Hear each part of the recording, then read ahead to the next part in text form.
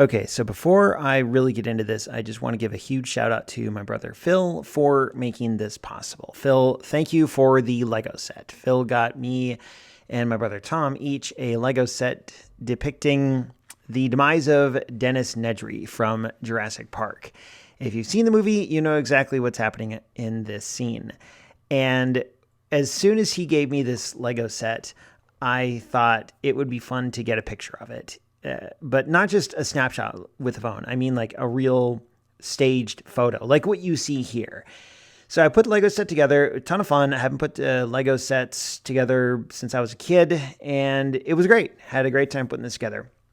And then I had an idea of kind of what I was maybe thinking about with taking a picture, and I set up all the scene, like the character, the dinosaur, the Jeep. I set things up on our dining room table and took a photo in daylight, just with ambient light, and it was pretty bad. So I looked at that photo, which you can see if you're on YouTube. Click on the link to go to the blog, and you'll see, scroll down and you'll see the original. If you're already on the blog, just scroll down, you'll see the original. It was pretty bad. A lot of that was due to the placement of the objects, but a huge chunk of it was the lighting. It was not good lighting.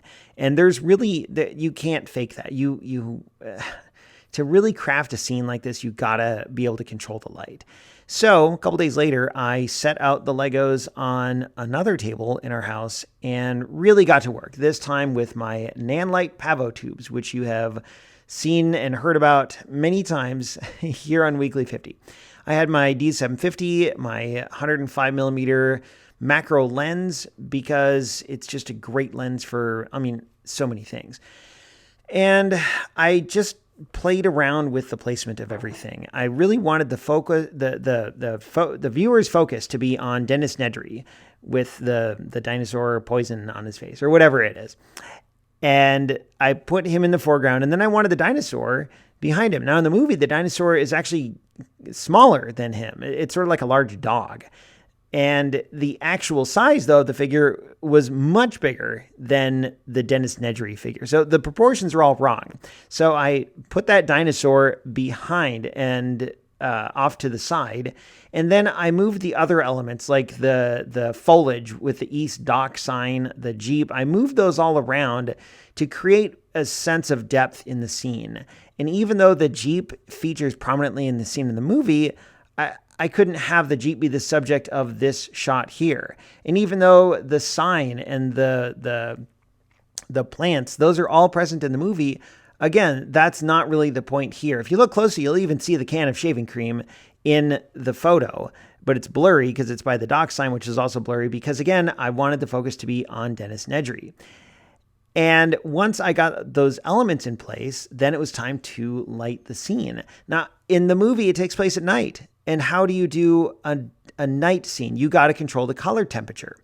So I set the moon is actually, the color temperature of the moon is actually not what you think it is. It's almost like daylight. And so you got to take that into account when controlling, when adjusting the color temperature of a scene like this. Like you don't want a sunny scene. You want it to look like it's lit by the moon. But then the other elements behind you could just do everything in one color. Like I wanted rim lighting on Dennis Nedry. So I positioned a light specifically to allow his hair to kind of glow. I positioned a red light to focus on the dinosaur because dinosaurs are evil and sinister in the movie.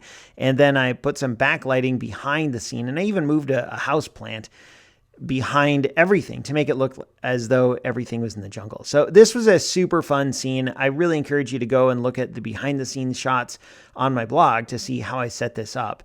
And it's not the kind of thing that I photograph regularly, which is probably why it was so fun. It also took a really long time. Like what you see here probably took an hour start to finish, including little editing here or there, just little tweaks. So this is super fun, but I'll be okay if I don't do it again for a little while because of the sheer time and effort it took. But it was a great photo to take. I'm really happy. And thanks again to Phil.